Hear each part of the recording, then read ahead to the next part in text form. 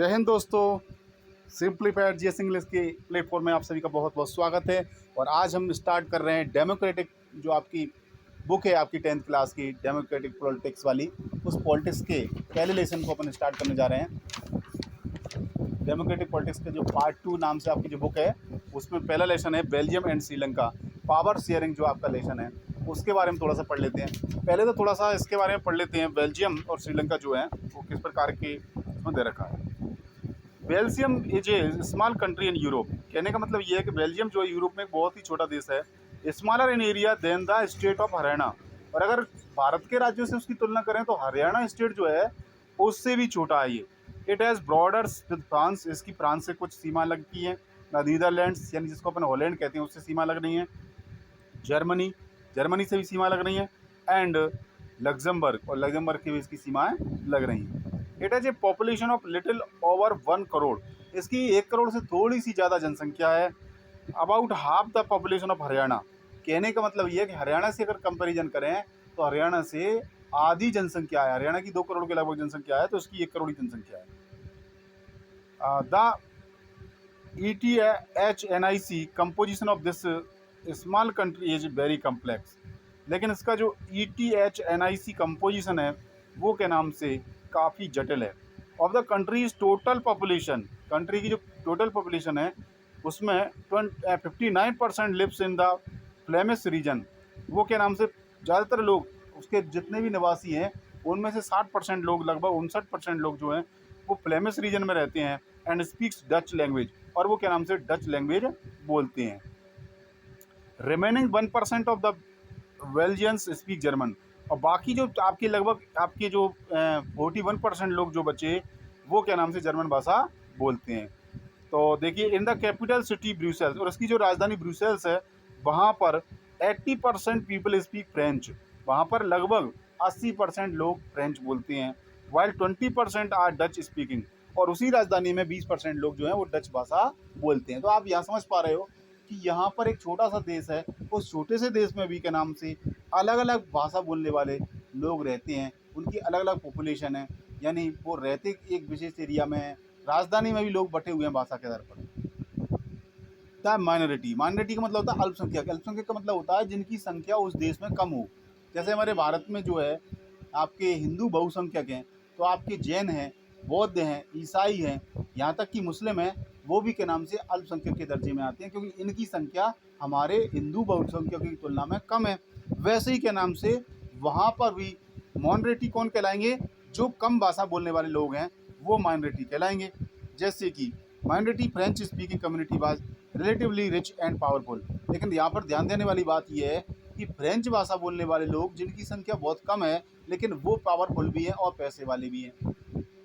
This was resented by the Dutch speaking community, और इसका क्या नाम से डच स्पीकिंग कम्युनिटी जो है वो काफ़ी विरोध करती है। Who got the benefit of economic development and education much later, जिसको क्या नाम से आर्थिक विकास का फ़ायदा बाद में मिला। यानी जो फ्रेंच स्पीकिंग लोग हैं उनको पहले मिल चुका है, यानी वो आगे निकल चुके हैं, काफ़ी संपन्न हैं। और जो डच स्पीकिंग लोग हैं वो काफ़ी, उनकी एजुकेशन में काफ़ी वो पीछे रह गए, उनको बाद में जुड़ पाए। This led to tensions between the Dutch speaking and French speaking communities. इस वजह से दोनों कम्युनिटी के भी अंदर, यानी डच स्पीकिंग कम्युनिटी और फ्रेंच स्पीकिंग का मतलब डच भाषा बोलने वाले और फ्रेंच भाषा बोलने वाले लोगों के बीच जो है टेंशन पैदा हो गई, तनाव पैदा हो गया। During the 1950s and 1960s, यानी 1950s का मतलब 1950 के दशक में और 1960 के दशक में। The tension between the two communities was more acute in Brussels, और ये टेंशन सबसे ज़्यादा जो रही वो रही आपकी ब्रुसेल्स में। और आपको मालूम है ब्रुसेल्स शहर कहाँ पर है? ये के नाम से बेल्जियम की राजधानी है, जिसकी अपन जिस देश की हम बात कर रहे हैं उस देश की राजधानी है ब्रुसेल्स। आप चित्र में अच्छी तरह से देख पा रहे हो, जो आपका मैप दे रखा है उसमें जो रेड कलर में छोटा सा स्पॉट दे रखा है, आप देख पा रहे होंगे उस स्पॉट में, ये जो आप जूम करके मैं बता देता हूँ, इस स्पॉट पर क्या नाम से बेल्जियम है और वहाँ पर क्या नाम से दो कम्युनिटी के बीच टेंशन है। आप जानते हो कौन कौन सी कम्युनिटी? एक तो फ्रेंच स्पीकिंग कम्युनिटी और एक डच स्पीकिंग कम्युनिटी। ठीक है स्टूडेंट्स, अब देखिए आगे। ब्रुसेल्स प्रेजेंटेड ए स्पेशल प्रॉब्लम। अब ब्रुसेल्स में एक आपकी अलग ही प्रॉब्लम है। The Dutch speaking people constitute A majority in the country, क्योंकि देखो पूरे देश के अंदर तो डच भाषा बोलने वाले ज़्यादा हैं, but A minority in the capital. लेकिन राजधानी की अगर बात करें तो वहाँ पर डच भाषा बोलने वाले बहुत कम हैं और फ्रेंच भाषा बोलने वाले ज़्यादा हैं। लेकिन पूरे देश की बात करें तो पूरे देश में डच भाषा बोलने वाले ज़्यादा हैं और फ्रेंच भाषा बोलने वाले कम हैं। मतलब राजधानी और देश के अंदर उल्टी स्थिति है। Let us compare this to the situation in another country. चलो आओ हम अब दूसरे देश में चलते हैं, वहाँ पर कंपेरिजन करके देखते हैं कि वहाँ पर क्या स्थिति है। क्या वास्तव में यही स्थिति बेल्जियम की स्थिति जैसी है वैसी सभी जगह है कि नहीं है। Sri Lanka is an island nation. Sri Lanka एक टापू वाला देश है। टापू वाला देश का मतलब होता है कि वहाँ वो चारों ओर से पानी से घिरा हुआ है। अगर आप मैप को देखोगे श्रीलंका का तो आप देखोगे कि वो चारों तरफ से समुद्र से घिरा हुआ है, बिल्कुल चारों तरफ से वो कवर्ड है। जैसे इंडिया का मैप देखोगे आप तो इंडिया के मैप में आप देखोगे कि इंडिया का मैप पूरी तरह से चारों तरफ से समुद्र से घिरा हुआ नहीं है। केवल आपकी जो लोअर साइड है या आपकी जो साउथ साइड है वहाँ पर समुद्र है, लेकिन ऊपर की तरफ हिमालय पर्वत वगैरह मैदान वगैरह हैं। लेकिन श्रीलंका जो है उसकी कंडीशन ये है कि वो चारों तरफ से समुद्र से घिरा हुआ है। Just a few kilometres off the southern coast of Tamil Nadu. और ये हमारे दक्षिण भारत के तमिलनाडु जो आपका स्टेट है उससे लगभग जो है कुछ किलोमीटर की दूरी पर है। It is about 2 crore people. इसमें लगभग 2 करोड़ लोग हैं। देखो आप, बेल्जियम थोड़ा सा बड़ा देश है, वहाँ भी 2 करोड़ लोग हैं, और श्रीलंका एक छोटा सा देश है, वहाँ भी 2 करोड़ लोग हैं।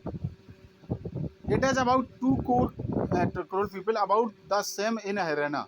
यानी हरियाणा में जो स्थिति है, हरियाणा में जितने लोग हैं उतने ही यहाँ पर हैं।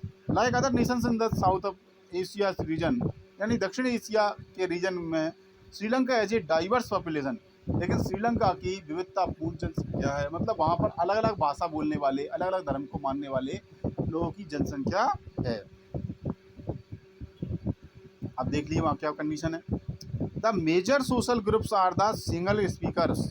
वहाँ पर लगभग बड़ा समूह जो है, ज़्यादा बड़ी जनसंख्या बोलने वाले वो हैं, वो सिंगल भाषा बोलने वाले हैं। कौन सी भाषा? सिंगल भाषा। एंड द तमिल स्पीकर्स 18%, और तमिल भाषा बोलने वाले लगभग 18% हैं। अमंग तमिल्स देयर आर 2 सब ग्रुप्स। लेकिन अब वहाँ पर ये समस्या और है कि जो तमिल लोग बोलने वाले हैं उनमें भी दो गुट बने हुए हैं। यहाँ पर ये इम्पोर्टेंट बात है कि तमिल लोग, जो तमिल भाषा बोलने वाले लोग हैं, उनमें भी क्या नाम से, उनमें भी 2 ग्रुप हैं। क्या? Tamil natives of the country are called Sri Lankan Tamils. यानी तमिल भाषा बोलने वाले लोग जो हैं उनमें भी क्या नाम से दो प्रकार के लोग हैं। एक तो वो लोग जो तमिलनाडु के नाम से शुरू से श्रीलंका में रहने वाले हैं, लेकिन वो तमिल भाषा बोलते हैं। यानी वो समझ रहे हो ना आप कि वो बोलते तमिल भाषा हैं, लेकिन वो कहाँ के हैं निवासी? श्रीलंका के मूल निवासी हैं। The rest all forefathers came from India as a plantation worker. और बाकी तमिल भाषा जो बोलने वाले लोग हैं वो क्या नाम से वो लोग हैं जिनके पूर्वज यानी उनके पिताजी के पिताजी, दादाजी वगैरह क्या नाम से चाय के बागानों में काम करने के लिए इंडिया श्रीलंका गए थे, है ना। Called Indian Tamils. और ऐसे लोगों को क्या बोलते हैं? Indian Tamils. As you can see from the map, Sri Lanka Tamils are concentrated in the north. कि जो श्रीलंका के मूल निवासी जो हैं वो क्या नाम से नॉर्थ हिस्से में मौजूद हैं, and east of the country, और पूर्वी हिस्से में मौजूद हैं। Most of the Sinhala speaking people are Buddhist. और जो सिंगली भाषा बोलने वाले लोग हैं वो ज़्यादातर के नाम से क्या हैं? वो क्या नाम से आपके बुद्धिस्ट हैं, बौद्ध धर्म को मानने वाले हैं। While most of the Tamils are Hindus और मुस्लिम। और जो तमिल लोग हैं वो ज़्यादातर क्या हैं? हिंदू और मुस्लिम हैं। There are about 7% Christians. और लगभग 7% क्रिश्चियन हैं। Who are both Tamil and Sinhala, जो कि क्या नाम से तमिल भी हैं और सिंगली भी हैं। Just imagine what could happen situation like this. इस प्रकार में क्या हम कल्पना करें कि किस प्रकार की स्थिति हो सकती है।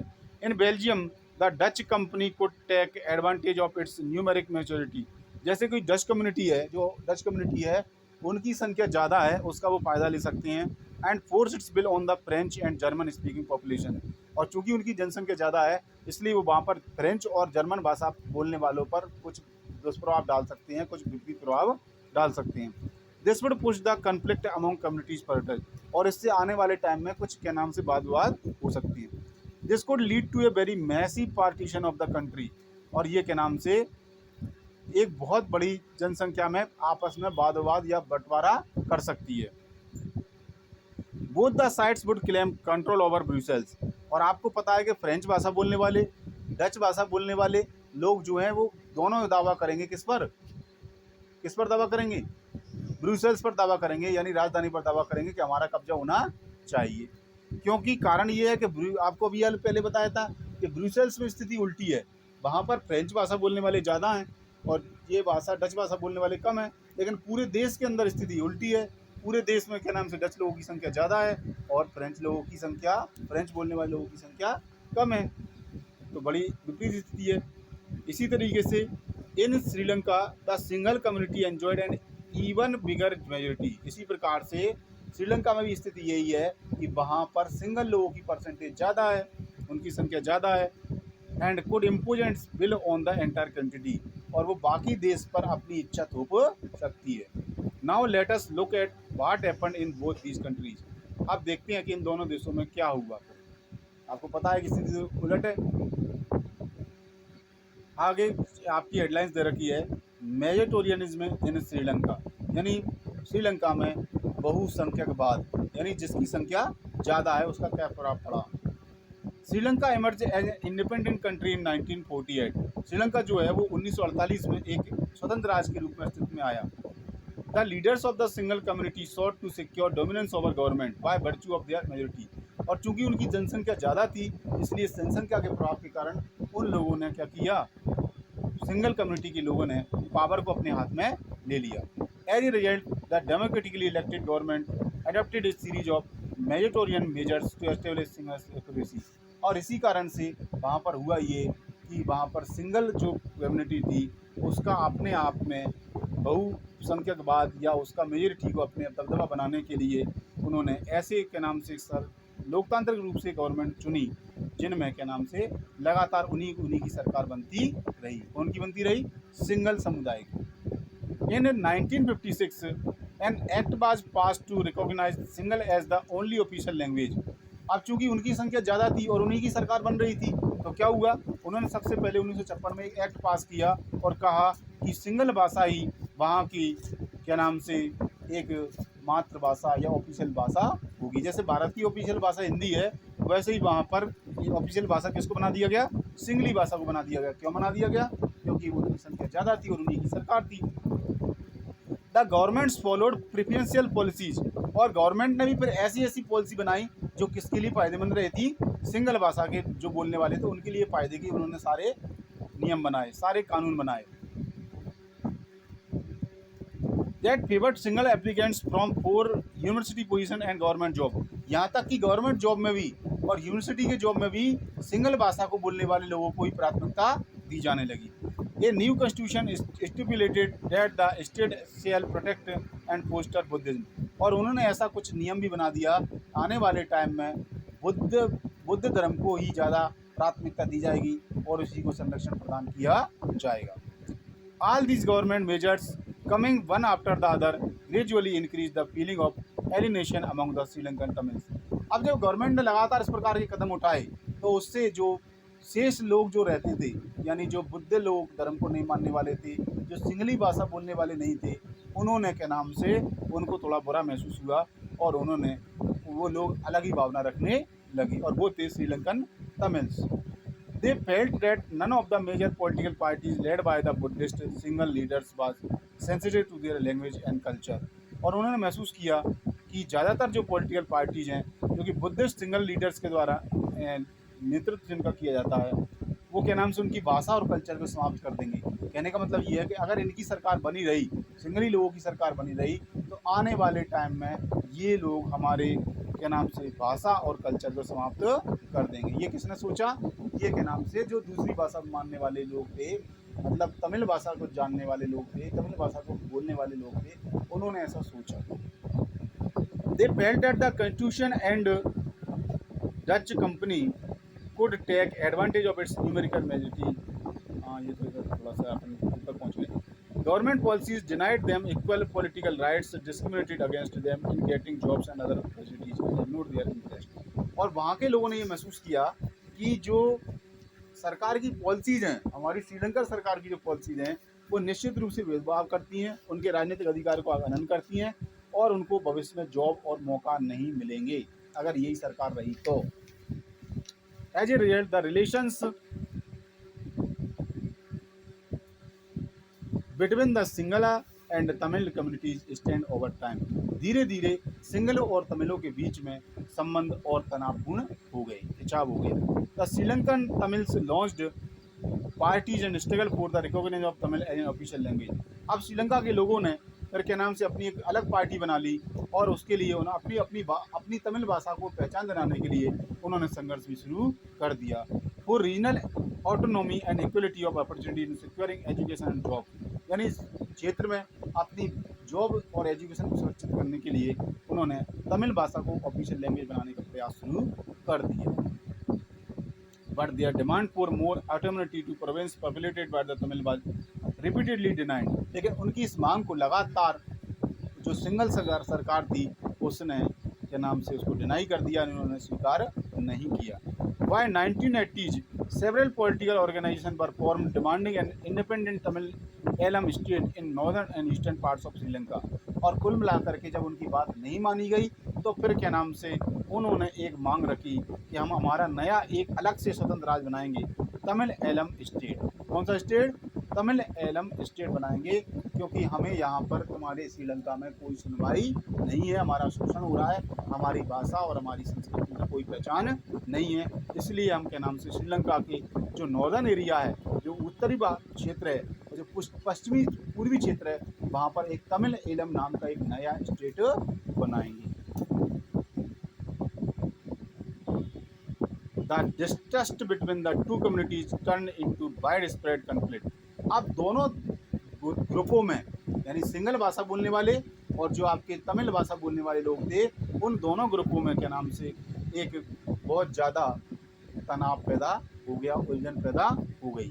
It soon turn into a civil war, और ये बाद में सिविल वार में यानी गृह युद्ध में तब्दील हो गया। अब आप जानते हैं कि अगर दूसरे देश से युद्ध होता है तो उसको अपन युद्ध कहते हैं, लेकिन अगर देश के अंदर ही लोग आपस में लड़ मरें तो उसको क्या बोलते हैं?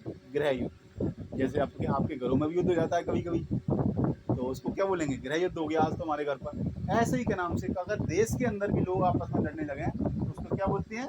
गृह युद्ध।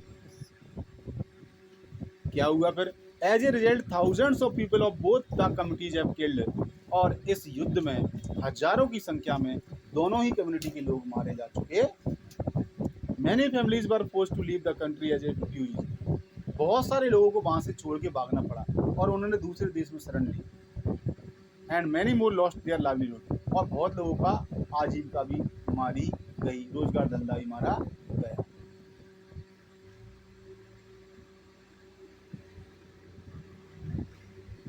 You have read chapter 1 of economic textbook class 10th about Sri Lanka excellent record of economic development, education and health, but the civil war has caused a terrible setback to the social, cultural and economic life of the country. It ended in 2009। देखिए, आपने economics जो chapter है आपका economics का book का, उस chapter में आपने पढ़ा कि श्रीलंका ने किस तरीके से शानदार तरीके से उन्होंने अपना इकोनॉमिक डेवलपमेंट किया है। एक छोटा सा देश है लेकिन उसने अपना बढ़िया इकोनॉमिक डेवलपमेंट किया है। लेकिन इसके बावजूद भी उसका ये जो सिविल वार हुआ था उससे कितना उनका